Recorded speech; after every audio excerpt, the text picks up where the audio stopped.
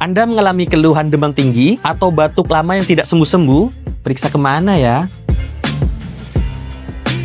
Halo Sobat BHC, perlu kita ketahui terlebih dahulu bahwa demam dan batuk bisa jadi sinyal tubuh kita sedang melawan infeksi. Peningkatan suhu tubuh atau demam merupakan cara sistem kekebalan tubuh kita sedang memerangi bakteri atau virus.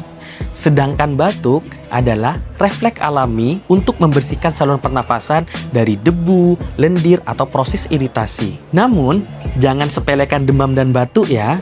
Jika Anda mengalami keluhan demam tinggi, batuk disertai rasa sesak, atau bahkan disertai ada darah, atau jika terjadi pada anak merasa lemas dan tidak mau makan minum, segera periksakan ke dokter. Pada situasi ini, pemeriksaan dokter dibutuhkan untuk mendiagnosa dengan dilakukan pemeriksaan dan memberikan pengobatan jika dibutuhkan. Periksakan lebih awal diri Anda untuk mendapatkan penanganan yang cepat dan tepat. Sampai ketemu di Poli!